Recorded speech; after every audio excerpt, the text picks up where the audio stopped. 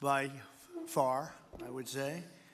And we're doing tremendous things. Our country is doing very well. You saw the numbers that got released today, yesterday. Deficits cut way, way, way back at levels that nobody's ever seen before, setting records. And the numbers coming into our country are unprecedented. And we're doing really well. We had a situation 3 days ago with Venezuela, and we're getting along extremely well with the people of Venezuela, both the people and the people that are running Venezuela. I just want to thank our military. What they've done is incredible. That was considered unprecedented, to go into a military fort with thousands of soldiers and others, and to come in with 152 planes going every which way, and very rapid speeds, and helicopters, and to come out with no deaths and the loss of no equipment. It was pretty amazing. Nobody's seen anything like it. I was called by the leaders of numerous countries. I won't go into which ones, but the biggest and the strongest, and they said that was very impressive. They're all impressed. But today I'm delighted to welcome almost 24 of the biggest and most respected oil and gas executives in the world to the White House. It's an honor to be with them. We have many others that were not able to get in. I said if we had a ballroom, we'd have over 1,000 people. Everybody wanted. I never knew your industry was that big. I never knew you had that many people in your industry. But here we are. And if you, in fact, if you look, come to think of it, well, I got to look at this myself.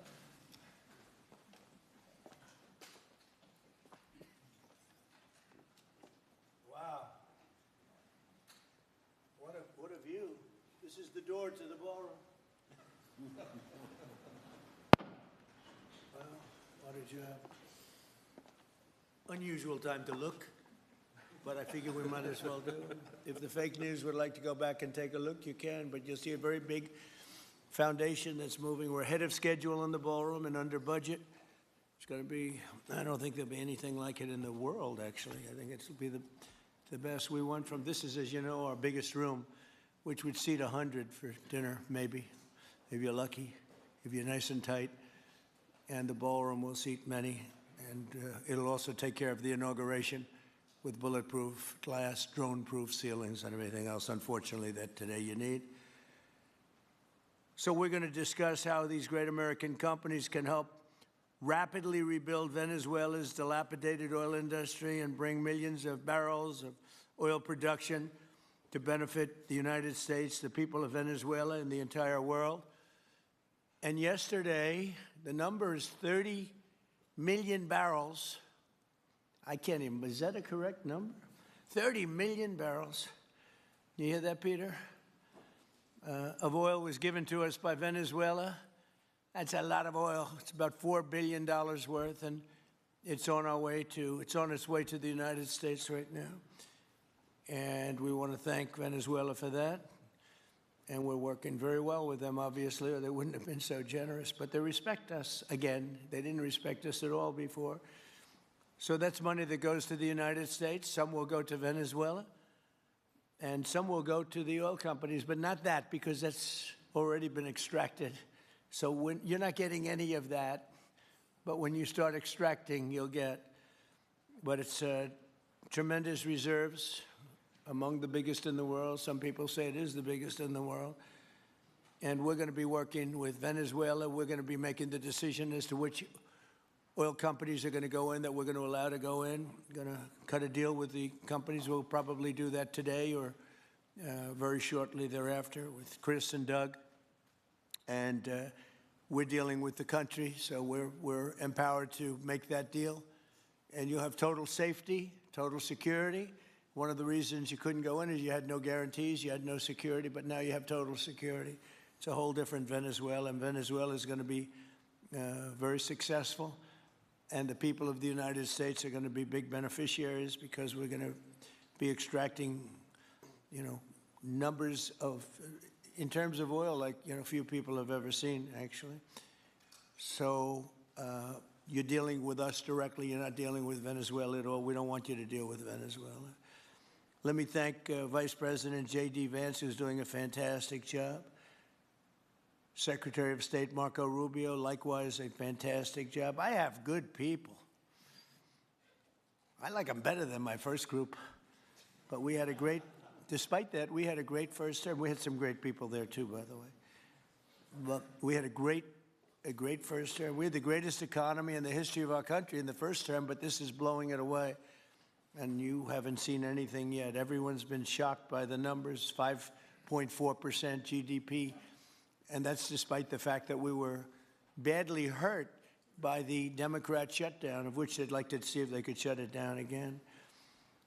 Secretary of the Interior, Doug Burgum, who's fantastic. Secretary of Energy, Chris Wright, recommended by Doug as being the greatest oil man anywhere in the world, because I wanted Doug for that job, energy, and Doug said, no, sir, there's a man named Chris Wright. I said, who the hell is Chris Wright?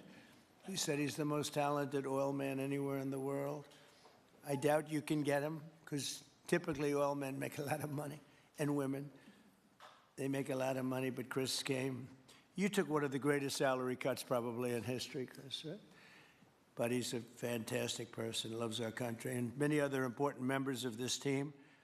And I want to thank them for their efforts. As you know, last week, the United States Armed Forces performed one of the most spectacular military operations in American history, apprehending the outlaw dictator Nicolas Maduro for his crimes against the United States, crimes for which he has now been indicted and is in federal court awaiting trial. And he killed many people, millions of people, actually, and allowed jails, prisons, mental institutions, insane asylums, drug dealers, drug addicts to pour into our country totally unchecked because of sleepy Joe Biden's policy of open borders, the stupidest thing I've ever seen. We're getting them all out. The departure of Maduro makes it possible an incredible future for both nations, Venezuela and the United States, in which we will more closely integrate the economies of two major energy powers in the Western Hemisphere. Energy coming out of Venezuela was very small. One of the things the United States gets out of this will be even lower energy prices. We have people now getting gasoline for $1.99, $1.96, $1.95, $1.92 yesterday, somebody. And it used to be $3.50, $4, $5 a gallon. Think of that, $1.99. Decades ago, the United States built Venezuela's oil industry at tremendous expense with American skill, technology, know-how, and dollars. But those assets were stolen from us, and we had presidents who did nothing about it. This president is much different than your other presidents. They did nothing about it. They stole it. Some of the people in this room were a little bit younger when that happened, but not that much younger. It wasn't that long ago. But they stole our assets like we were babies, and the United States did absolutely nothing about it. So now we're doing everything about it. Now we're doing 500% about it, but it's a long time after the act took place. So they stole from us, and it was taken by socialists and communists at the time, and Venezuela was going bad, really bad. And as much oil as they have, they're producing almost nothing, which is just a system. So we're really, if you look at it, we're taking back what was taken from us. They took our oil industry. We built that entire oil industry. Started a long time ago, but they took it, and they were very ungracious to this country, but now they're being very nice. American companies will have the opportunity to rebuild Venezuela's rotting energy infrastructure and eventually increase oil production to levels never, ever seen before. When you add Venezuela and the United States together, we have 55% of the oil in the world. The United States is number one. We have them drilling. Drill, baby, drill was my campaign. And Doug and Chris, I think we're setting records on drilling right now and taking oil without Venezuela. That's how we're getting the oil prices down. The plan is for them to spend, meaning our giant oil companies will be spending at least $100 billion of their money, not the government's money. They don't need government money. But they need government protection and need government security that when they spend all this money, it's going to be there so they get their money back and make a very nice return. The plan is for them to spend at least $100 billion to rebuild the capacity and the infrastructure necessary. Venezuela has also agreed that the United States will immediately begin refining and selling up to 50 million barrels of Venezuelan crude oil, which will continue indefinitely. We're all set to do it. We have the refining capacity. It was actually based very much on the Venezuelan oil, which is a heavy oil, very good oil, great oil. It's fantastic for certain things like asphalt roads. Best there is in the world for asphalt roads and other things. All of the companies here today are going to be treasured partners in bringing the nation of Venezuela back to life, restoring its economy, and generating great wealth for their companies and for their people, and also great wealth for the American people, and tremendous wealth for the companies that are going in. The companies that are going in, and if you don't want to go in, just let me know, because I got 25 people that aren't here today that are willing to take your place. So I just want to thank, these are people that I either know or I know of by reading lots of business magazines and journals and papers. These are the greatest oil people anywhere in the world. Harold Hamm, I see, is here. Harold, you know, there's a story about Harold Hamm that he could look at a piece of land, put a straw into the land, and oil pours out. Is that true about you? Whereas some of you guys have to invest hundreds of millions of dollars to find that oil. So we can't let that story be true. But they say Harold puts a straw into the land and oil comes gushing out. So you're not a big R&D person, are you, huh? He's called instinct for oil. Now, he's got other problems, but we won't talk about those problems. But he's been a great supporter of mine for a long time, haven't you, Harold? So congratulations. But we have, and I think Harold would agree, we have the greatest oil men and women anywhere in the world sitting in this room right now. And we have a lot of people that will be back to see us sometime next week. We're going to have another meeting for another group. But we're going to do this very quickly. We can have this done almost immediately. So I'd like to thank you all for being here. I'd like to invite Vice President Vance to say a few words, followed by Secretaries Rubio, Burgum, and Wright. And then we'll have a few words from representatives that are here and to discuss their ideas, a couple of them. We have Chevron, which has been, where's Chevron? Where are you? Yeah, far right. No, I thought you'd have a better location. You were the only one that was there for all that. I used to call you and say, what the hell is going on with Venezuela? He stuck it out. I don't know if you made money or not, but you stuck it out. I got to give you a lot of credit for that.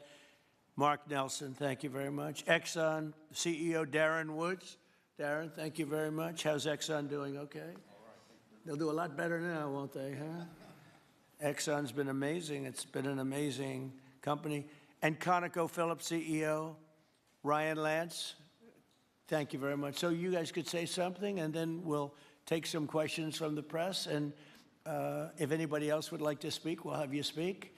We have all the time in the world. This is a big subject. This is massive wealth, and more importantly than massive wealth, it leads to lower taxes and a lot of jobs for Americans and for Venezuelans, but for Americans in this case. And I just, again, appreciate you all being here. And I'd like to ask JD to say a few words, please. Thank you.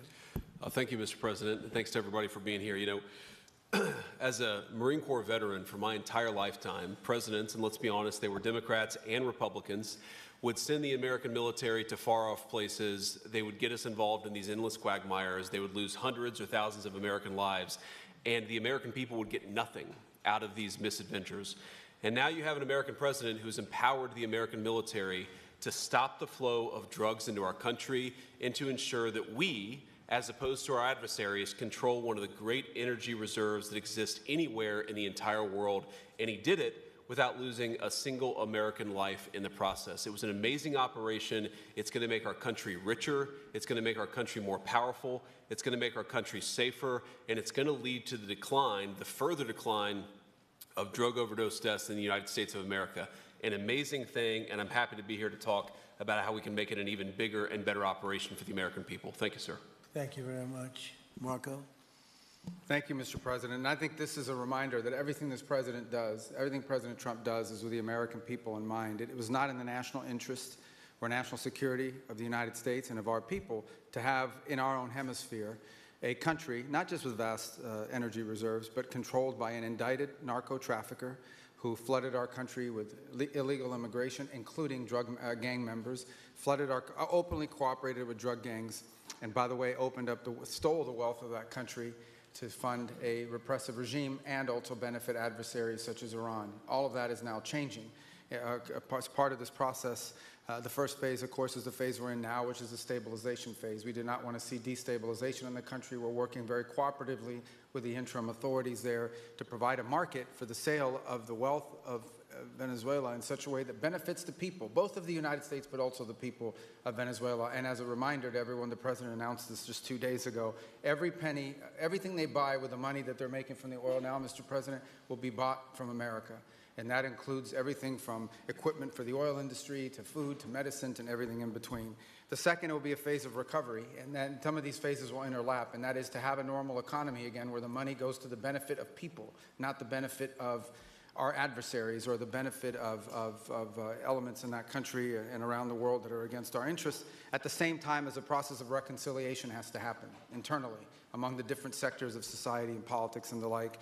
And finally, the third phase, which is the most important of the three, is when the country fully transitions into a normal country that we have strong economic and diplomatic and relations with, that is friendly towards the United States, that's not a foothold for our adversaries, that serves our interests, but also the interests of the people. It'll be a country that is wealthy, a country that is prosperous for the people, not for a handful of criminals, but also a country that is supportive of our interests in the region and throughout the world. And we thank you, Mr. President, and the team you've assembled that have brought us to this point. A lot of work remains, important work, but this is historic. Okay. Thank you very much. Doug? Well, Mr. President, I want to thank you for your leadership, not just as President, but as Commander-in-Chief. The boldness, the execution, the breathtakingly precise work that you've delivered both in Iran back in June and here has changed the field for the whole world. And you always ran about the idea of peace and prosperity. And in Venezuela, as you know, this was a playground for every bad actor in the world. We had Russians, Iran, terror groups, all of them profiting from this criminal organization that was pretending to run the country. That makes America safer. You've secured the border, we're stopping the flow of drugs, and now with the normalization of relationships on an economic basis, it's going to mean tremendously for the prosperity of the American people. So I just want to say again, congratulations to you and to the entire leadership team. It's been an amazing, historic week on the scale of things that we haven't seen perhaps for 125 years in terms of the U.S. Exerting its influence over Latin America in a way that's going to make a change for generations. And on behalf of all the oil executives that are here today, Chris and I want to say thank you to all of you. It's your technology, your innovation that has put America in the place where today we are the most energy dominant country in the world. And that position is what's allowed us to take the action that we're taking with statecraft, with military action. None of that would happen if we were dependent on everybody else for energy. So you're a big part of the reason that we're able to move the way we are today, and we're grateful that you're here to be part of the solution going forward. Thank you, Doug, and you are doing a fantastic job, and we appreciate it. Everybody appreciates it. They know who's doing well. Chris Wright? Thank you, Mr. President. Yeah, what we've seen in the last week is leadership matters and credibility matters. Venezuelan oil has been sanctioned for many years, and the oil just flew, those sanctions were not enforced. That oil just floated out to trafficked by bad actors of the world. The resources weren't gone to a central place. The corruption and decline of Venezuela has been a crisis for the people of Venezuela, and as Secretary Rubio said, massive spillover effects in the United States. in crime, in drugs, in kidnappings, and in taking a huge resource base and making it not exploited, not developed. The whole world is a poorer, less opportunity-rich place because of that. When you have materials underground, they've been underground for 1 million years. That does not make them a resource. That does not make them valuable for your country, your people, or the world. They only become a resource with technology, with capital, with rule of law, and a system of governance that encourages the harvesting of those resources to make the better world. And we see here the dramatic contrast between the United States, which may have less oil underground than Venezuela. We have 20 times the production of Venezuela, 20 times the impact of human betterment, massively better quality of living here in the United States. That was at risk under the last administration. We've seen a lot of attacks on the energy that makes the world go round. President Trump's election has removed those risks, has embraced reality about how the world is energized, and we are at record production of oil in the United States, record production in natural gas in the United States. We've seen a meaningful decline in gasoline prices, diesel prices, travel prices because of jet fuel. And now President Trump is taking the genius of a different way to try to solve a 25-year festering problem in Venezuela, that all the traditional things have not worked.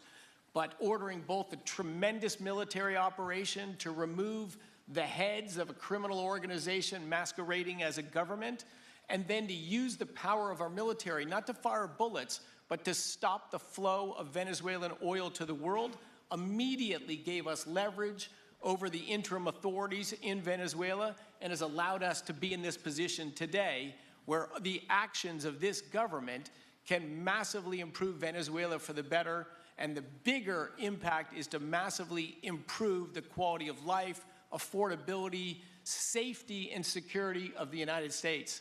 Very proud to be here. And we'll turn it over to Mark Nelson, who's the vice chairman of Chevron. Chevron has been in Venezuela for over 100 years, continuously. Mike Wirth, the CEO, had a knee replacement recently. He's not here. Mark is a tremendous leader in our industry, and I'll turn it over to him. Thank you, Secretary Wright. Again, I'll send Mike Wirth's regrets. He really wanted to be here, Mr. President. Right. Great guy. On his behalf, I have 3 very quick thank yous and an assurance I'd like to provide you all. The first thank you, Mr. President, is to you. It's thank you for convening this gathering. It's thank you for your leadership, and thank you for continuing to keep American energy domination in the forefront. So thank you for that. Thank you very much. The second thank you actually is to the cabinet. So Secretary Rubio, Secretary Burgum, Secretary Wright, your ability and commitment to continue to engage with the parties around the table to keep the world working is greatly appreciated. So thank you for that. And the final thank you actually would go to our Venezuelan employees of Chevron. They have been working tirelessly to operate safely, protect the environment in country, and their dedication and skill will help us in this next chapter. And finally, I'll close with the assurance. For more than a century, Chevron has been a part of Venezuela's past. We are certainly committed to its present, and we very much look forward as a proud American company to help it build a better future. And so, Mr. President, thank you for your leadership. You really suffered there. You stuck it out. A lot of people left. A lot of big companies left. Many of the people sitting at this table left because of the safety risk and other risks. But you stuck it out. I give you credit for that. Sometimes it was hard. I remember 6 months ago I told you to stay, just stay. Things are going to happen. You'll be very happy. I didn't know they were going to happen this fast or this conclusively. One thing I think everyone has to know is that if we didn't do this, China or Russia would have done it. And if China or Russia were a next-door neighbor, because essentially this is not around the other parts of the world so far away where you fly an airplane for 24 hours before you get there. This is sort of a next-door neighbor if you think about it. And I told China and I told Russia, we get along with you very well. We like you very much. We don't want you there. Not going to be there. And if we didn't do this, China would have been there and Russia would have been there. Maybe they both would have been there together, but they're not going to be there now. One thing I will tell them, and I will tell you, that we are open for business. China can buy all the oil they want from us there or in the United States. Russia can get all the oil they need from us, and they do like oil, even though they produce a lot of it. But China and Russia and everybody else is able to go, and we'll be open for business almost immediately.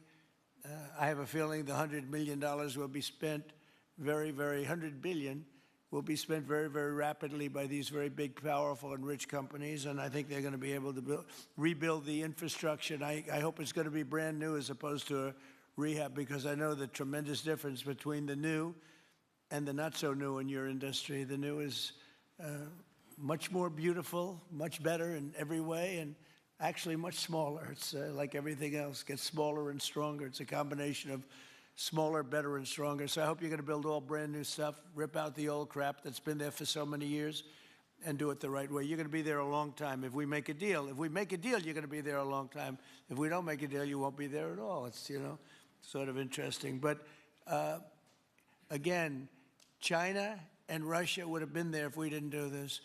And the other thing, people ask about the second wave. I don't think it's going to be necessary. We have an armada, a giant armada like nobody's ever seen in that part of the world. And it's stationed off the coast. And we are getting along so well with the people that are involved and representing Venezuela that I don't think we're going to have any, I don't think it's going to be necessary to do the second wave. We were planning on a second wave, but the first wave was so powerful and so good and so strong. And frankly, the people in the country, they did the right thing. They were smart. They did the right thing. They didn't want to go through a second wave. But we've got a tremendous number of the most powerful ships in the world right there. I don't think we're going to have to use that. I'm happy to say that. I don't think we're going to have to use that at all. If I could ask Chevron, you did a great job. I want to thank you. And ExxonMobil, if you would say a few words, and then followed by Conoco, great companies, massive companies, great companies. Exxon, please. Sure. Thank you, Mr. President. I appreciate the invitation and the opportunity, frankly, for the entire industry to show up and provide a perspective. Frankly, we've been kind of unresponsive to the press regarding Venezuela. I guess today's the opportunity to address the press directly with respect to a number of questions that have been asked of ExxonMobil. First and foremost, obviously, is the interest that we have in Venezuela. And I think, you know, the way I would position that, I think one of the reasons why we see many of the industry players here is we're in a depletion business for a product that is in great demand and will be in demand for many, many, many decades to come. And as a depletion business, the biggest challenge we have is finding resources. There's an opportunity in Venezuela with all the resources there is we don't have that challenge of finding, we have the challenge of developing those resources. So I think it's in the best interest of these companies and, frankly, society as a whole for the industry to be interested in understanding what the opportunity here represents. I'll just share a philosophy that ExxonMobil has when we enter countries, because we do business all around the world in a number of different regimes. We take a very long-term perspective. The investments that we make span decades and decades, so we do not go into any opportunity with a short-term mindset. And there's a value proposition that we have to meet. It has to be a win-win-win proposition. Obviously, it has to be a win for the company and our shareholders and to generate a return for the investments that we make. It has to be a win for the government.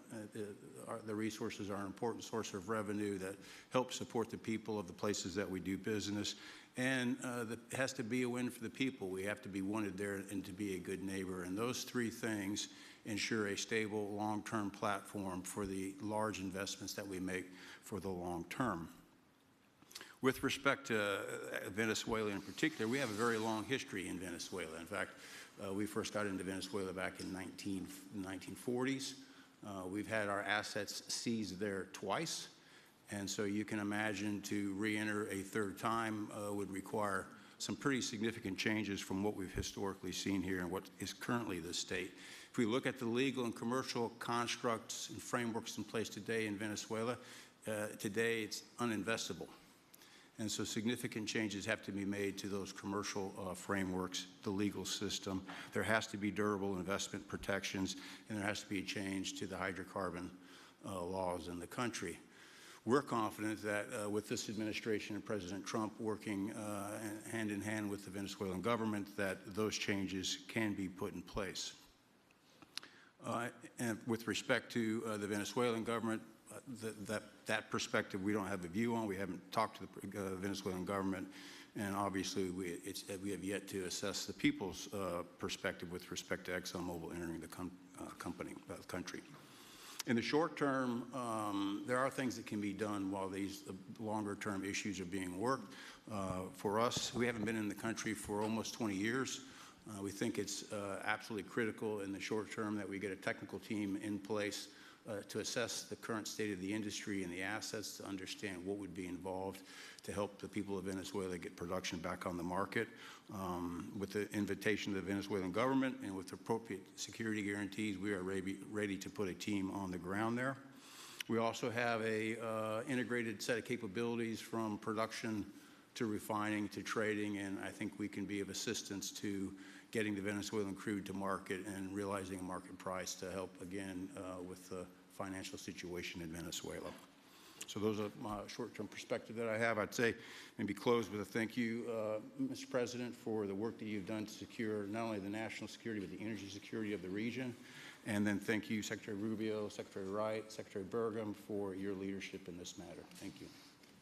How long would it take you, Darren, as Exxon to, if we make a deal, how long would it take you to get in there and get started? Well, the first step, this technical team, as I talked with Secretary Wright earlier this week, we started from the beginning to put the team together so that if and when it was needed, we could hit the ground almost immediately. So we can hit the ground within the next couple of weeks, start the assessment, and then from there we need to understand. That's what we want. We want speed and quality. That's what we want. Thank you, Darren. And Conoco, Ryan.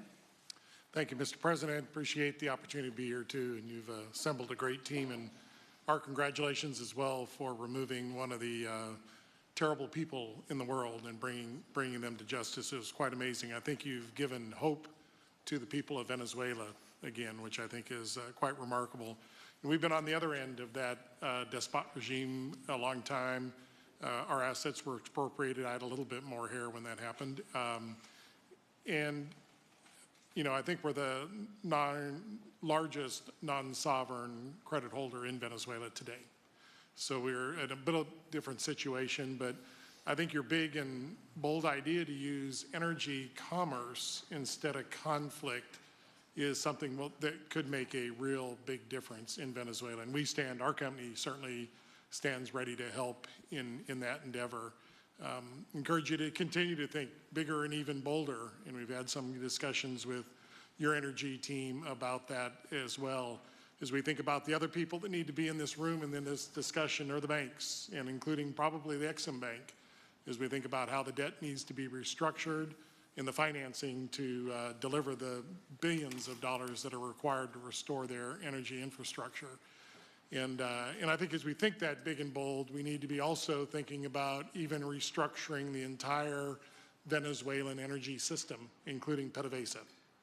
And I think if we can do that and think bold, there's an opportunity to be quick, fast, and restore the quality of what's happened in Venezuela, or what's been lost in Venezuela over the course of the last 25 years. So thank you for this opportunity. Well, thank you very much, and you'll get a lot of your money back. We're going to start with an even plate, though.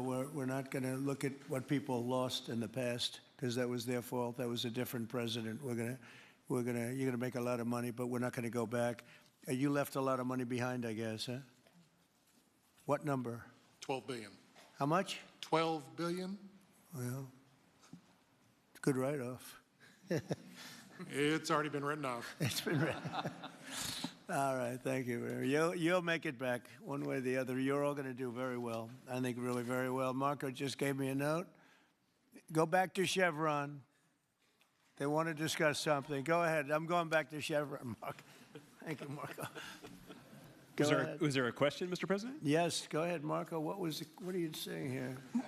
Mark, if Oh, big Mark, if you increase, can yeah. update us on operations in the ground and with the appropriate approvals, what you might be able to achieve in the next 12 to 18 months, give us a little view from the ground. You bet, you bet. So today, Chevron has 3,000 employees in 4 different joint ventures in Venezuela today.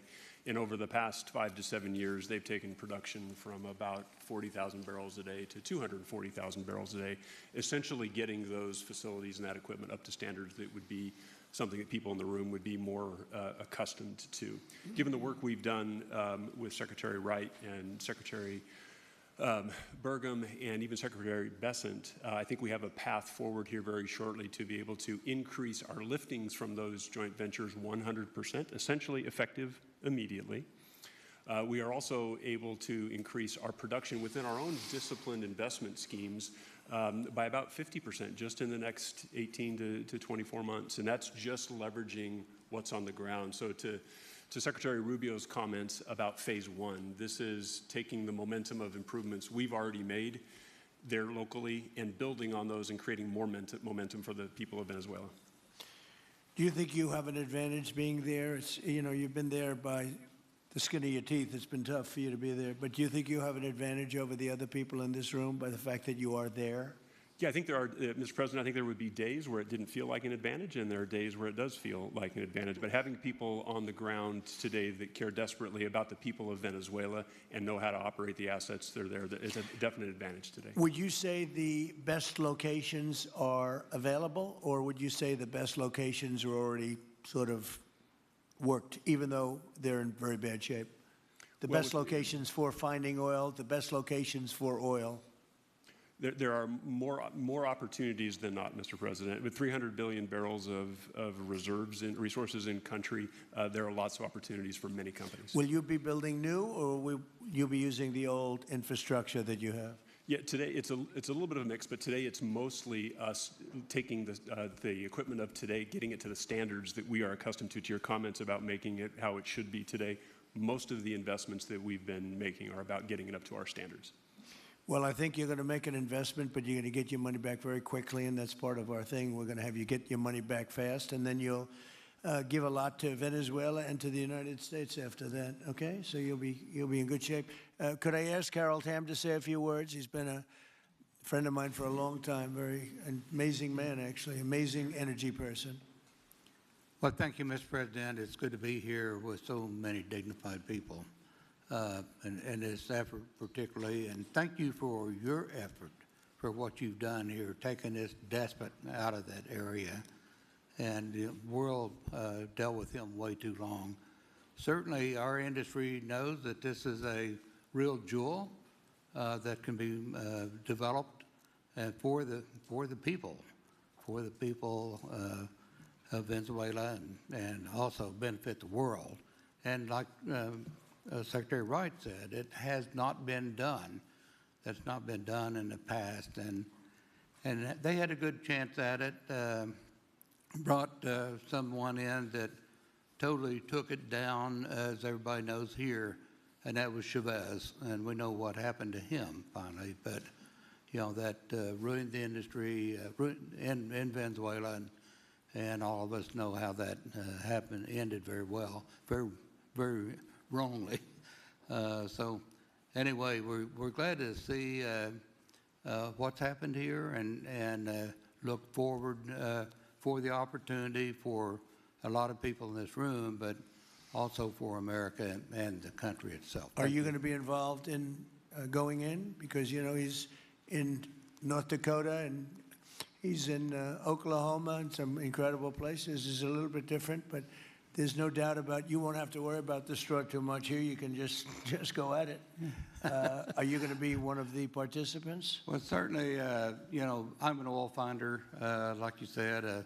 You know, Barry Spitzer, you know, told that story. The coach. And he's kind of exaggerated a little bit. It doesn't come out quite that easily usually. But anyway, great story. I love it. But I love Barry. Barry's the one that told me that. Yeah, he's a champion, you know, in a lot of ways. So love that story.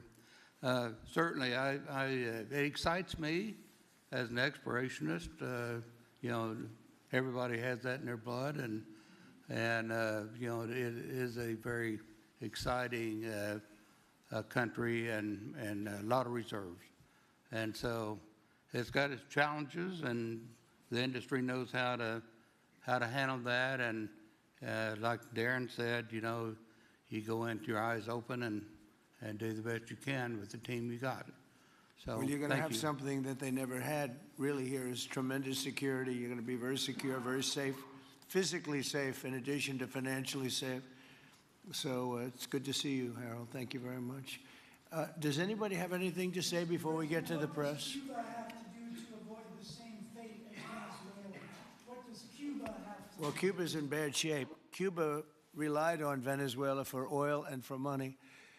And nobody really knows what's going to happen with Cuba. They're doing very poorly. They're really third world all the way. And we have a lot of great Cuban Americans. And I would say Marco fits very solidly into that category. And I might ask you to say a few words about, we were discussing it before, Cuba is a very different, they don't have energy, they don't have oil, but they would live off of the oil from Venezuela. And what they do have is very strong people and very powerful people militarily, and they would protect the people running Venezuela, and they would take in a lot of money from Venezuela. Now they don't have that. They won't be taking in any money. So, Marco, what do you think? Well, I mean, the fundamental problem in Cuba is that it's run by incompetent people that don't know what an economy looks like, much less a functioning one. They've made a choice, and that is they would rather have political control over their people than they would to have an economy that functions. And they've gotten away with it for 60-something years because they've had donors, the Soviet Union, and now most recently Venezuela. But that's now gone. So the people in control in Cuba have a choice to make. They can either have a real country with a real economy where their people can prosper, or they can continue with their failing dictatorship that's going to lead to systemic and societal collapse.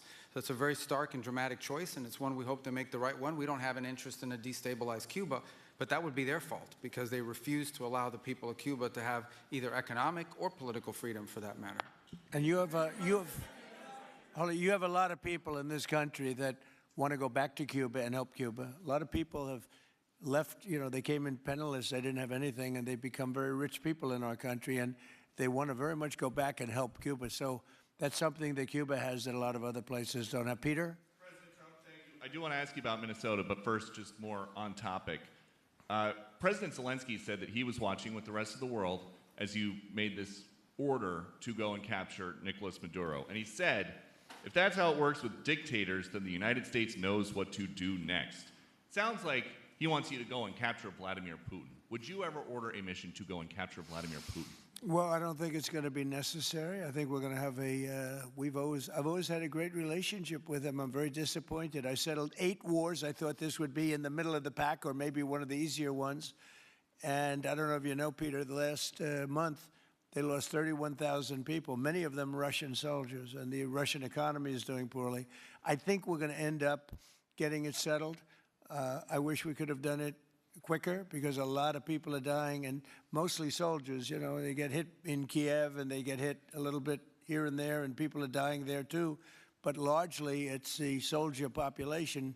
When you have 30,000, 31,000 soldiers dying in a period of a month, 27,000 the month before, 26,000 the month before that, that's bad stuff. So, as you know, President Biden gave $350 billion to Ukraine to fight, and we would never get that back, although I did make a rare earth deal to get it back, so we will be getting it back, but shouldn't have done that. It was a bad thing to do. I will say that right now, because I was able to get NATO to up GDP from 2% to 5%, NATO's got a lot of money, and they're paying for everything. We're not losing any money. We're making a lot of money, I guess, if you think of it, because we're selling them military equipment. They're probably giving it to Ukraine. But we're selling them to NATO military equipment. We're getting full price and all of that. But that's not a big deal to me. What is a big deal is stopping a war where 30,000 people are being killed every single month.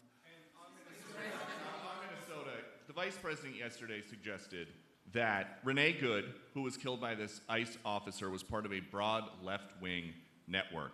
What has your team told you about this broad left-wing network? Who is in charge of it? Who's part of it? What's it called? Well, I haven't seen the vice president's statement, but he's generally very accurate. I hate to say. Look, I watched that yesterday, and there were a lot of different forms to it. But there was a woman screaming, "Shame, shame, shame, shame." She was a agitator, probably a paid agitator, but in my opinion, she was an agitator, a very high-level agitator, so professional. She wouldn't stop screaming. I said, this isn't a normal situation. This is a professional troublemaker, because you heard it and I had it. Now, I will say this. The news sort of turned her down, turned her off, because you're trying to watch. She was so loud and so crazy and just not normal. When somebody sees something like that, they don't go screaming and the same words. So I guess you could say professional, but I didn't think she did a very good job. You have agitators, and we will always be protecting ICE, and we're always going to be protecting our Border Patrol and our law enforcement. Yeah.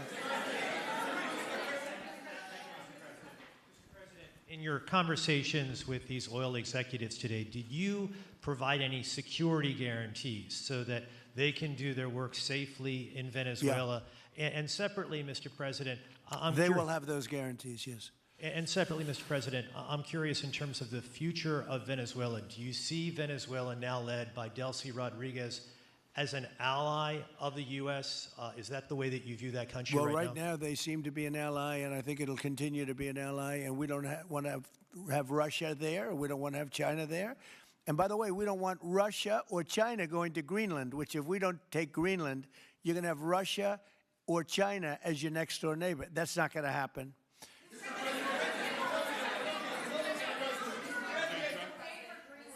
The white. Mr. President, thank you. You just said that these companies would have security guarantees if they go in on the ground in Venezuela. They will have. And what is your plan there actually for these companies and those Americans who are going to be on the ground working for these companies? Well, there are going to be Americans. I assume they're going to be using a lot of Americans, but they're going to be using a lot of people from Venezuela and other places, I would imagine. But I would think that mostly they'll be using Venezuelan workers. They have a lot of great workers. They have a very high unemployment rate, and they have workers that are very familiar with taking oil out of the ground. Yeah.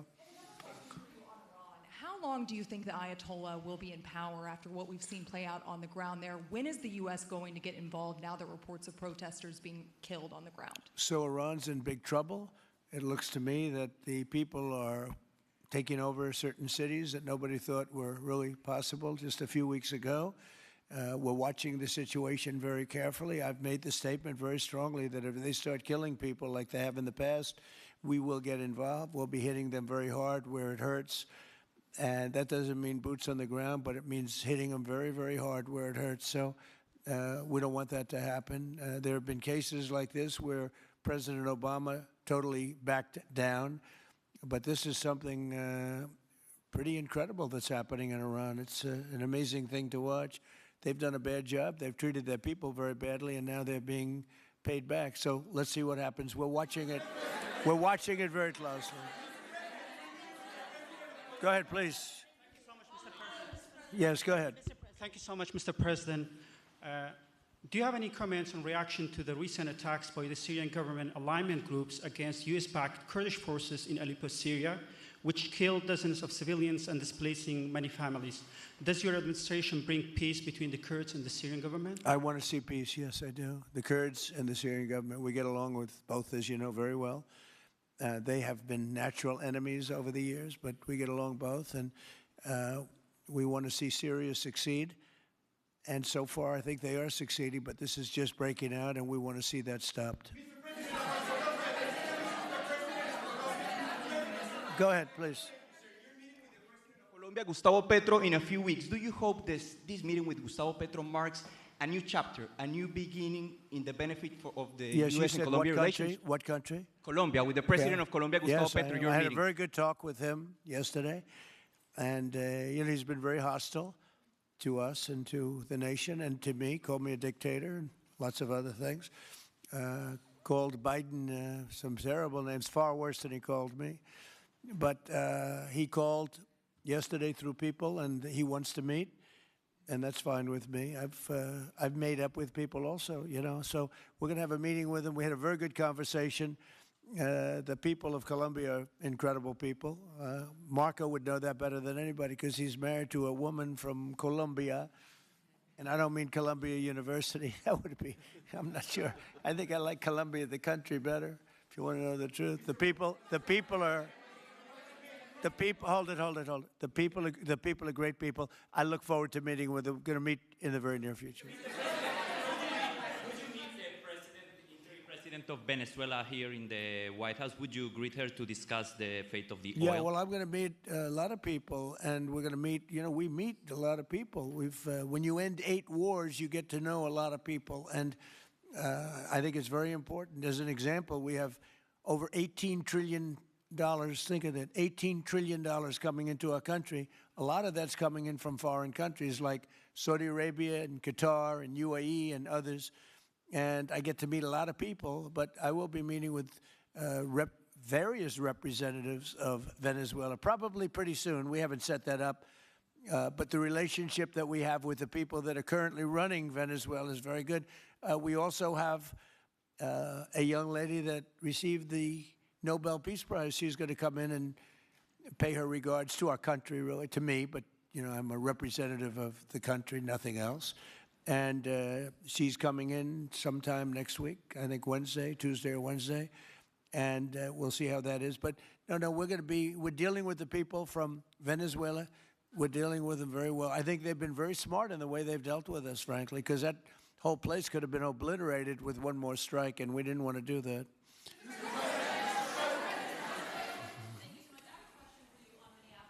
Venezuela and your meeting with Machado next week, if she gives you her Nobel Peace Prize, will that change your view about her running that country?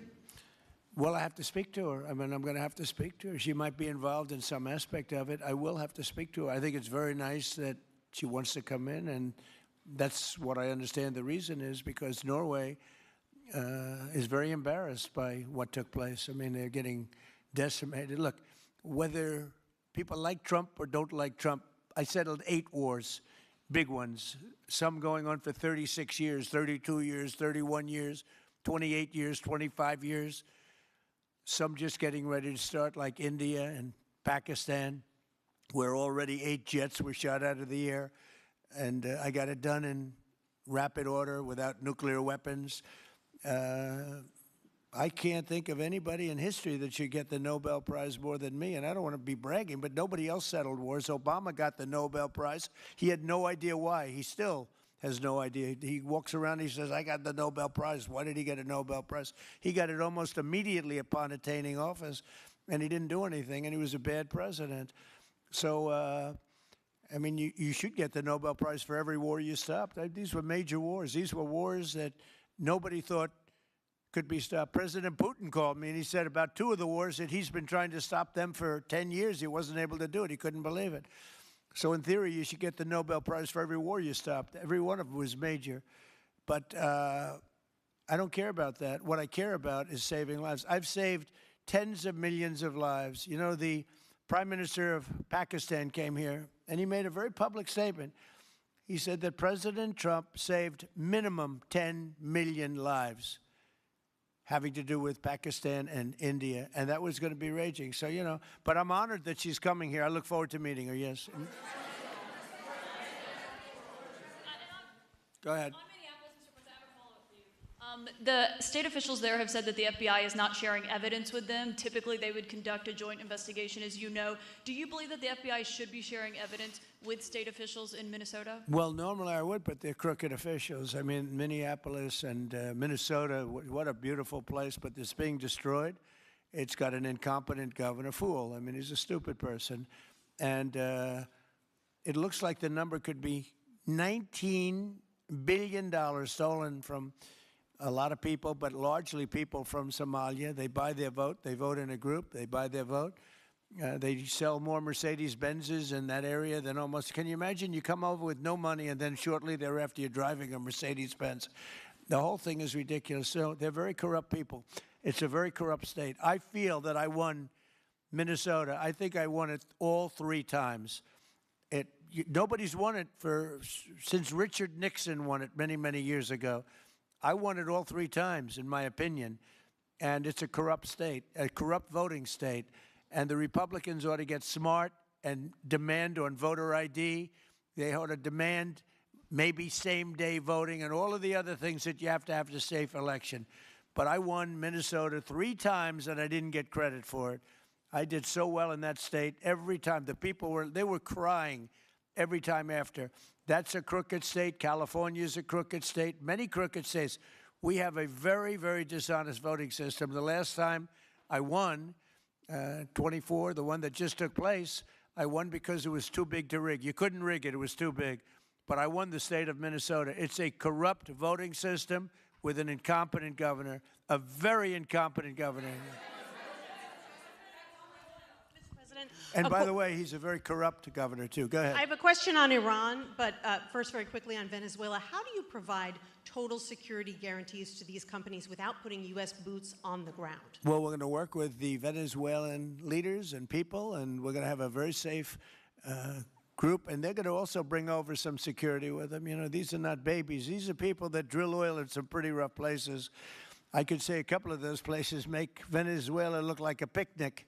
These people around the table, these are tough people. They go into areas that you wouldn't want to go. They go into areas that if they invited me, I'd say, no thanks, I'll see you back in Palm Beach. No, this is a tough group of people. They know how to do it. But we are, in addition to that, we'll have very good security for them. We're going to make sure there's very, very good security. And I think the people of Venezuela are going to give you very good security. You know, the people... Now, I'm not talking even leadership. The people of Venezuela are going wild over this. They named a street after President Trump. What do? You attack a country and they name a street? That's never happened before, although I heard that's also taking place in Iran. They named a street, the protesters. I just hope, you know, just God bless them. I just hope the protesters in Iran are going to be safe, because that's a very dangerous place right now. And again, I tell the Iranian leaders, you better not start shooting, because we'll start shooting too. With your glasses, sir, go ahead, please. Hold it. Next to you. Yes, glasses. The gentleman with the glasses. All right, thank you, Mr. President. With those very big glasses, actually. Yeah, Ferrari, actually. Mr. President, I have 2 questions. What do you want the European Union to do in Ukraine? The European leaders seem pretty divided on Ukraine. And then, if you can reiterate this straight message that you have to the Iranian leader, to Khomeini, the message that you have. You're talking about Iran? Iran, yeah. What the do first I want one is on Iran Europe. to do? I'm sorry? Where are you from? Italy. Oh, nice place. Yeah. Okay. The first question So is what on are you Europe. asking about Iran for? Well, if you can answer about Europe and what you think the Europeans should do on Ukraine, and then a message. Well, look, Europe has been doing so much for Ukraine, but it hasn't been enough. And obviously that I would say that President Putin is not afraid of Europe. He's afraid of the United States of America, as led by me. There's no fear of Europe. You know, Europe's fallen behind. And Europe, and JD said it very strongly, I don't know, he took a lot of heat, but I didn't give him any heat. Europe is a different place. Europe is changing. Europe has got to get its act together. I love Europe. I guess I came from Europe, essentially. My roots are in Europe, but Europe is a different place. They have to get their act together. Now they have a great NATO leader, and they've gone up to 5% from 2% GDP. That's a big step. But they have to be very careful with their immigration policy, and they have to be because, you know, I will just say, to be nice, that there are certain places in Europe that are very important that are no longer recognizable. I'm being very nice. I'm being very diplomatic when I say that. They are not recognizable. And they have to be careful on energy, because they're putting windmills all over the place and losing a fortune. They're destroying their country. They're destroying the beautiful landscapes, the beautiful everything. They're doing. And by the way, in case you people don't know, I'm not much of a windmill person. I can proudly say, Doug, that we have not approved one windmill since I've been in office, and we're going to keep it that way. My goal is to not let any windmill be built. They're losers. They lose money. They destroy your landscape. They kill your birds. They're all made in China. And all you have to do is, you know, just about all of the windmills are made in China, the structures. All you have to do is say to China, how many windmill areas do you have in China? So far, they're not able to find any. They use coal and they use oil and gas and some nuclear, not much, but they don't have windmills. They make them and sell them to suckers like Europe and suckers like the United States before. They are the worst form of energy, the most expensive form of energy, and in 8 years they're rotted out anyway. Go take a look at Palm Springs, California, and take a look at what that looks like. It looks like a junkyard of steel. So we don't approve, and I've told my people, we will not approve windmills. Maybe we get forced to do something because some stupid person in the Biden administration agreed to do something years ago. We will not approve any windmills in this country. On Venezuela, is it ultimately more important to you to establish stability there or democracy there?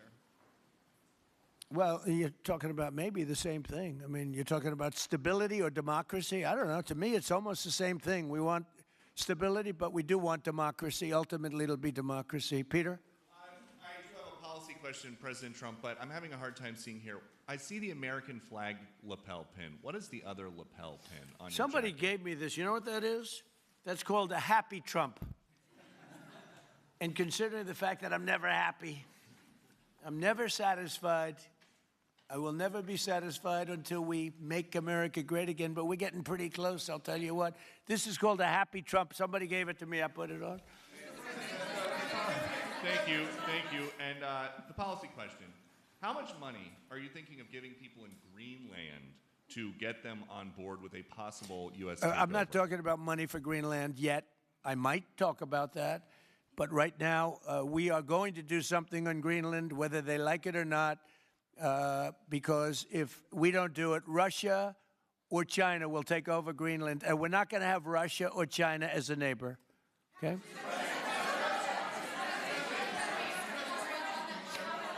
I would like to make a deal, you know, the easy way, but if we don't do it the easy way, we're going to do it the hard way. And I'm a man, and by the way, I'm a fan of Denmark too. I have to tell you, and you know they've been very nice to me. I'm a big fan, but you know the fact that they had a boat land there 500 years ago doesn't mean that they own the land. I'm sure we had lots of boats go there also, but we need that because if you take a look outside of Greenland right now, there are Russian destroyers, there are Chinese destroyers and bigger, there are Russian submarines all over the place. We're not going to have Russia or China occupy Greenland, and that's what they're going to do if we don't. So we're going to be doing something with Greenland, either the nice way or the more difficult way. Please, go ahead, ma'am. Mr. President, why is it so important to you to own it when you have a military presence there, which you could expand to affect security? Because when we own it, we defend it. You don't defend leases the same way. You have to own it. And, you know, with a nation, look at what happened with Obama, with that horrible deal they made with Iran. It was a short-term deal. It was like a 9-year deal. Countries can't make 9-year deals or even 100-year deals. Countries have to have ownership. And you defend ownership, you don't defend leases. And we'll have to defend Greenland. If we don't do it, China or Russia will. It's not going to happen. We are not going to have, and I like China, I like Russia, I love the people of China, I love the people of Russia. I get along very well with President Putin, but I'm very disappointed in him. I get along very well with President Xi. I'm going to go over to China in April, but I don't want them as a neighbor in Greenland. Not going to happen. And by the way, and NATO's got to understand that. I'm all for NATO. I saved NATO. If it weren't for me, you wouldn't have a NATO right now. But we're not going to allow Russia or China to occupy Greenland, and that's what's going to happen if we don't. Go ahead. Mr. President, one, can you respond to that? And two, Yeah, it was an amazing report. The most amazing thing is government jobs are way down, and yet the unemployment or the employment numbers are very good. We've gotten rid of tremendous numbers of federal government jobs. Nobody's ever seen anything like it. And yet the employment numbers are very good. They're really getting better. But now we have all those people to work in the private sector for a lot more money. I think that's one of the very big things. The other thing is at 5.4%. And remember, this is after we had a shutdown. And that shutdown had an impact because the concept of the shutdown even though it's before, people knew we were going to be shutting down. A lot of bad things happened. And by the way, on January 30th, you may have another shutdown. We'll see what happens. But I think the numbers, Caitlin, were really amazing. Look, to think about 5.4%, nobody thought that. They thought it was going to be 2%. And you know what it is? It's tariffs. And it's also November 5th. We had a great election, a great election. Our country was dead 1.5 years ago, and now we have the hottest country anywhere in the world. And I hope you guys were impressed. 5.4%, and we haven't even really transitioned yet. There's no reason it can't be much, much higher than that. Yeah.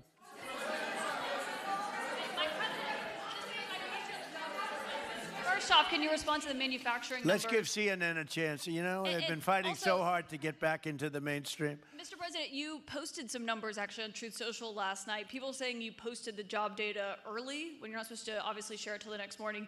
Did you do that on purpose? No, I don't know. If they posted them, I said post them whenever you get a chance. I don't know. They gave me some numbers. When people give me things, I post them. But the numbers are amazing. Yeah, please. Administration plan to distribute the money from the Venezuela oil sales? Is it, obviously you say it's going to go into these controlled accounts. Yeah. Would it go back to Venezuela in a Yeah. direct payment? Is it going through these goods? How do you plan to do that? Well, And we then I have want a to make second sure question. that Venezuela can survive. You know, Venezuela needs money, and we're going to make sure that they get money. And we're going to get money, and the oil companies are going to make something for the work they do, and they're going to get back their money. We're devising a formula, but it won't be so much of a formula. It's going to be what they need. We're going to take care of what they need. There'll be plenty left over. We're going to have a lot of money left over. And the money left over is going to the United States of America, and the oil companies are going to be very happy. Yeah, please.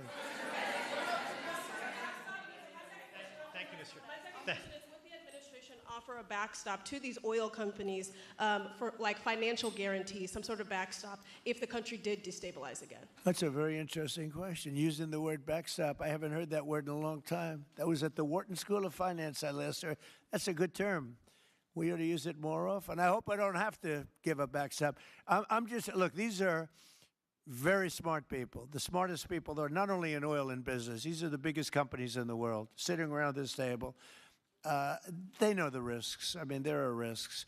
We're going to help them out. We're going to make it real easy. They're going to be there for a long time. We're going to be there together for a long, long time. And they're going to be taking the oil, and they're going to be bringing oil prices down. They're going to make a lot of money. They're going to get their money back. They're going to be safe. The people of Venezuela are going to be big beneficiaries, and the United States of America is going to be a big beneficiary for what we've done.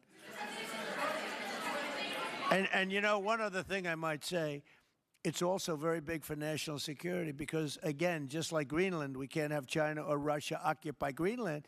We can't have China or Russia occupy Venezuela. And if we didn't do what we did, China or Russia would have been in Venezuela. I think I can, where's Mr. Chevron? So let me ask you, they would have been there if we didn't do this. Do you agree with that? They certainly have a lot of economic interest in country. There's absolutely no argument about that. They were trying to be there. I mean, you know, we had a Russia, I guess sort of I call it a semi-Russian ship yesterday that we took over, and Russia decided not to defend that ship against us. It's a big movement. The ship was loaded up with oil, and we took the oil, and it came out of that port. But Russia would be there or China would be there. And we want them to be there for a different reason. We want them, do you people agree? In particular, China, they need a lot of oil. Russia doesn't need so much, but Russia was there anyway. But I assume you agree that China would like to be doing a lot of business there by buying oil. And I want to just tell President Xi and President Putin, but more so in this case, President Xi, because they do need a lot of oil. And we are open for business in the United States, and we are open for business in Venezuela, right?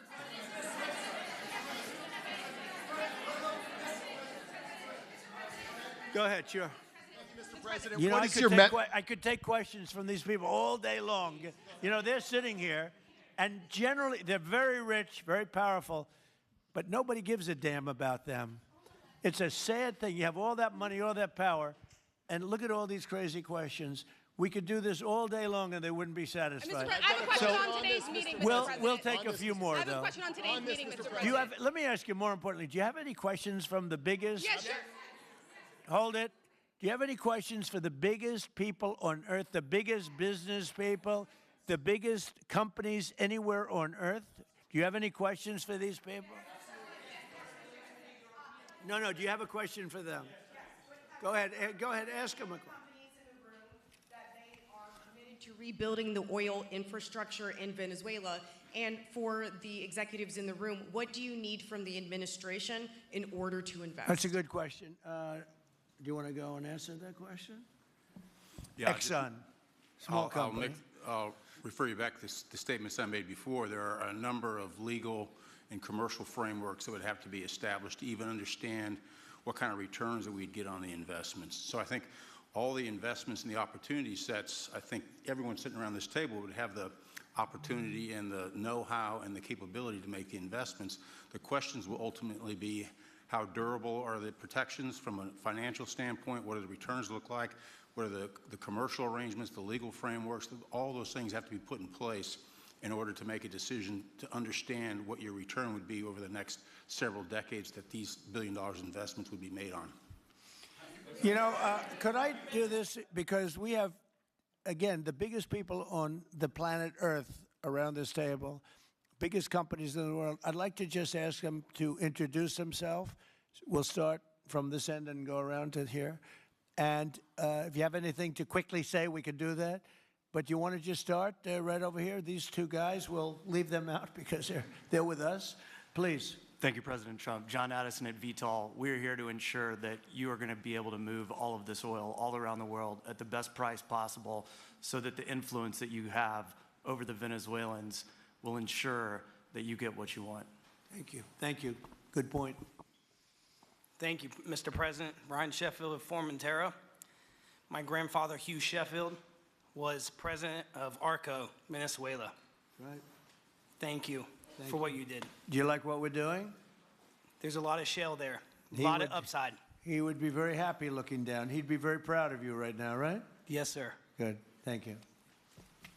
Mr. President, Luis Rodriguez. I'm probably the only Venezuelan American sitting on around this table. I want to personally thank you for the courage of your actions over the last couple of weeks.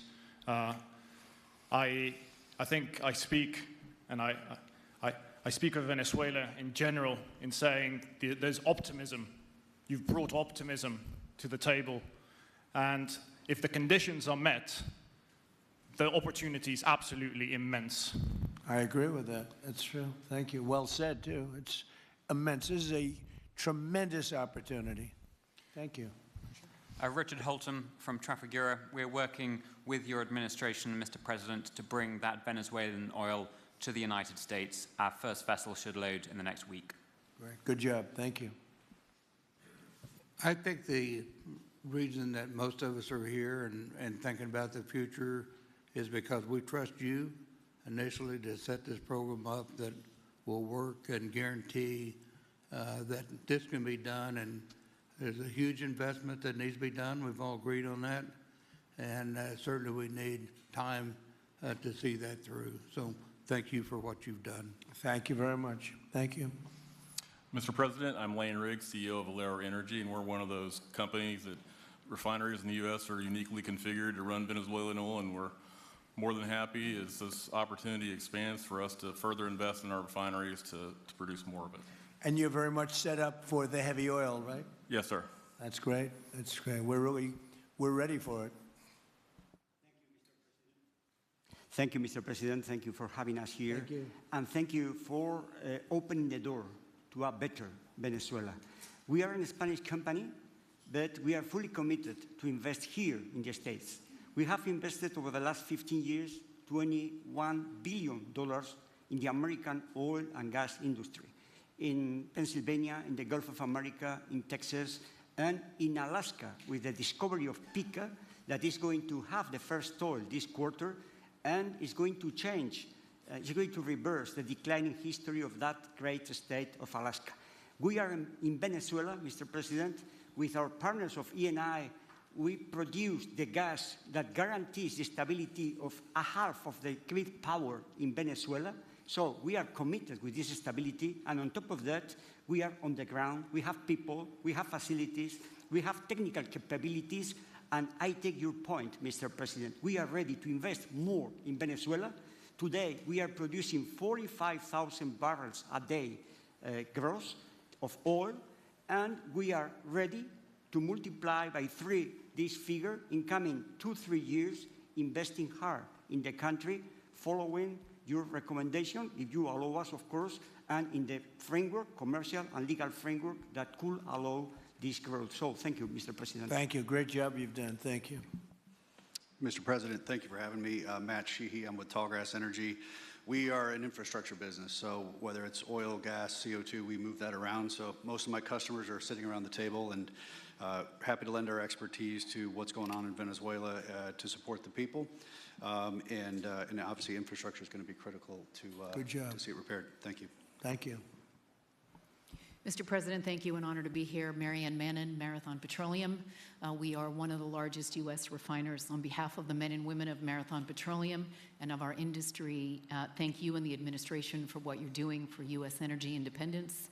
We have the ability and the capability of our assets to process Venezuelan crude, and the people of Marathon Petroleum stand ready to do so. Do we need more refineries in our country? In the U.S., probably Yes. not. We have sufficient capacity. It's amazing. A lot of it was approved during my first term. We were getting you approvals that nobody could have gotten in Louisiana and other places, and they got built. Before that, it was a disaster. We didn't have the refineries. Now we do because of the first term. Please. Darren Woods, ExxonMobil. Okay, we'll go over here.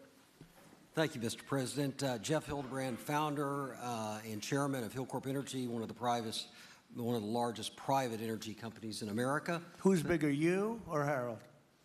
We're close. Huh? We're close. Harold. Absolutely, Mr. Hamm. But thank you for your great, tremendous leadership in protecting the interests in the Western Hemisphere. The message that you have sent to China and our enemies to stay out of our backyard is absolutely fantastic. So thank you. Thank you very much. And finally, Hillcorp is fully committed and ready to go to rebuilding the infrastructure in Venezuela. You'll go there? You'll be going? Yes. Good.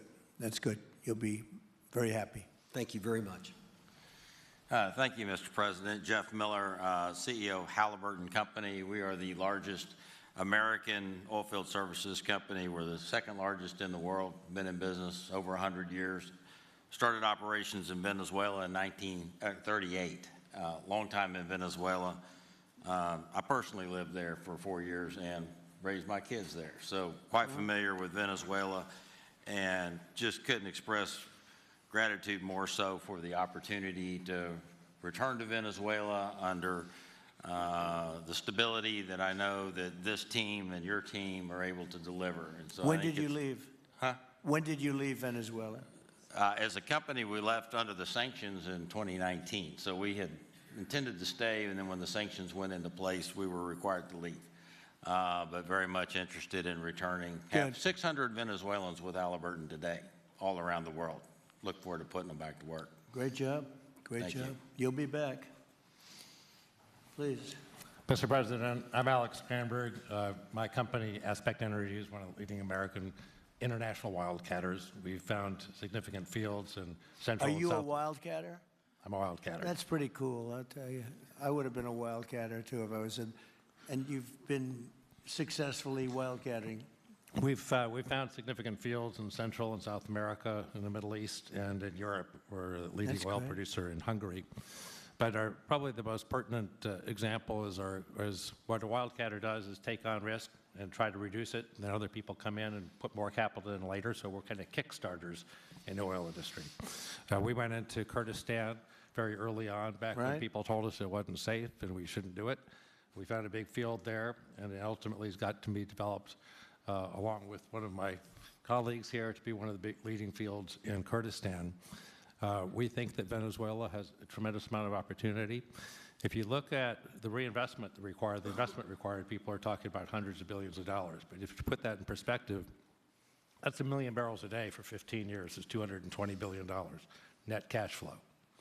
So what we really need to do is to be able to kickstart production and then reinvest and have the confidence to reinvest. And what you're doing by putting the United States in control of the cash flow coming out of the country, it gives companies like ours the confidence to say we can kickstart this production and then reinvest and reinvest. In Hungary, we've invested $1 billion in changing the trajectory of Hungarian oil production. And we were only able to do that not because we could write $1 billion check, we're a smaller company, but because we reinvest all the cash flow back into new production. Good. Mark Good Nelson, job. Mark Nelson with Chevron again. Thank you, Mr. President. I'm Claudio Descalzi, and I CEO, Italy. We started working in Venezuela in 1980.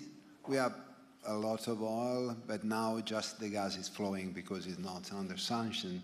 And as my colleague from Repsol said, we cover more than about 50% of the electricity in the country. So that is essential to avoid any kind of problem, social problem.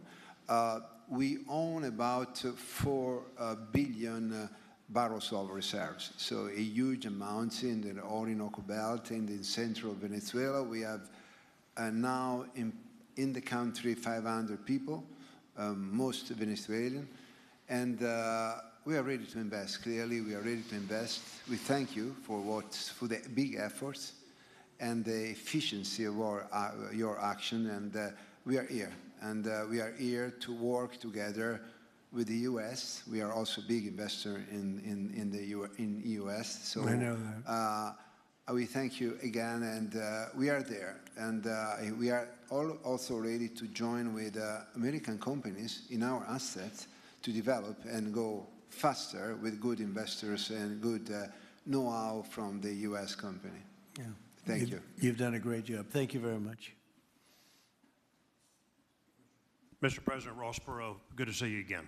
I'm chairman of Hillwood and HKN Energy, been in the energy business 45 years, and we have been working with your team quite a bit. We have been in Kurdistan now for 19 years, along with Alex, and built a very good business. But now with your team, we're looking in Syria, we're now in Libya, and so we are very excited to look at Venezuela with you and your group, and look forward to continuing to build this great industry. Thank you very much. Thank you. Mr. President, thank you for having us here today. Wael Salwan from Shell. Of course, we have a huge presence here in the U.S. and the Gulf, as well as in Pennsylvania with a petrochemical facility, which I think we had the opportunity to host you at, as well as being one of the largest LNG off-takers of American LNG. We have been in Venezuela for a very long time. We actually drilled in 1914 the first well that discovered oil in Venezuela, and on the back of which the entire energy industry was established in Venezuela. When we left in the 1970s because of nationalization, we had 1 million barrels per day of production. But we have kept boots on the ground in Venezuela all this time, and we now have a few $1 billion worth of opportunities to invest in, subject to OFAC approval. So we are ready to go and looking forward to the investments in support of the Venezuelan people. That's great. Thank you very much. Thank you, Mr. President. Ben Marshall, the America's CEO for Vitol. Alongside Trafigura, we're very thankful to have worked with the government and the Venezuelans to be able to bring the crude oil to market at a market price as quickly as we can to help stabilize the country. Thank you. Thank you. Ryan Lance, ConocoPhillips. I'll defer to my colleagues. Thank you, Mr. President. Olivier Lepoche, CEO of SLB, or formerly known as Schlumberger, the largest global oilfield services. We have been in Venezuela since 1930, and we still operate. We operate today on the ground with and in support of Chevron.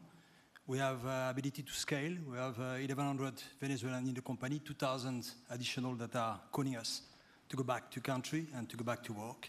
We're able to mobilize in the last 18 months 2 rigs and deliver 50 wells with success. So we're here. We have knowledge of the subsurface like nobody else has. We have boots on the ground, capacity on the ground, $700 million of equipment value on the ground in Venezuela, ready to mobilize for all of our partners, customers. So we are ready to scale fast, and we really want to thank the administration, Secretary Wright, Secretary Burgum, for the effort they are supporting and giving us to be successful on behalf of the Venezuelan oil and gas industry. Thank you very much. Thank you very much. Well, check this out. They say the very best for last. and I don't have that sexy accent like this guy next to me here. Mr. President, my name's Bill Armstrong of Armstrong Oil and Gas. I'm a private independent guy, and in real estate, you were a wildcatter. So wear that motto proudly. But like you, I was my own guy. I don't have shareholders. I don't have private equity partners, but I've been drilling all over the place. In fact, I had the largest discovery in Alaska, biggest discovery in 50 years in our country. I now control 8 million acres adjacent to Venezuela, so I'm already heavily invested in the area. We share a 150-mile border with Venezuela in the countries of Aruba and Curacao, and we are ready to go to Venezuela. It is, in real estate terms, it is prime real estate, and it's kind of like West Palm about 50 years ago. Yeah. Very ripe. Yep, I agree with you. Thank you. Congratulations. Thank you. So I think what we're going to do is speak without the press to these gentlemen, see what kind of a deal we can make.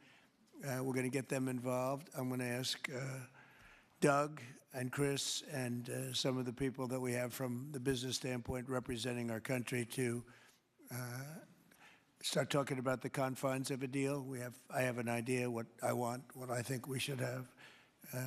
We have to get them to invest, and then we have to get their money back as quickly as we can, and then we can divvy it all up between Venezuela, the United States, and them. I think it's simple. I think the formula is simple. We start with a brand new plate, and it's going to be a tremendous success. I think it's going to be probably like few other things could ever be. There's so much. Venezuela's been really taken advantage of by a lot of people because they drill very little. I mean, as much as you hear they drill very, very little, very small percentage. But now that'll change, and it'll change very rapidly because these are the biggest people, and it'll change very rapidly. So if you don't mind, I'll ask the press to leave, and we will see what kind of a deal we're going to make with these geniuses, and I think you're going to come out very good. Thank you all very much. Thank you. Thank you. Thank you.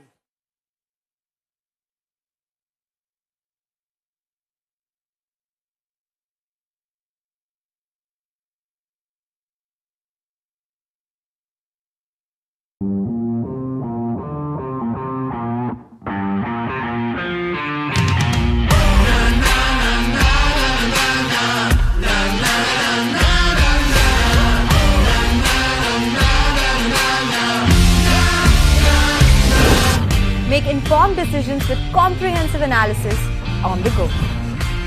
Strengthen your portfolio with real-time market updates on the go. Create effective strategies with insightful expert opinions on the go.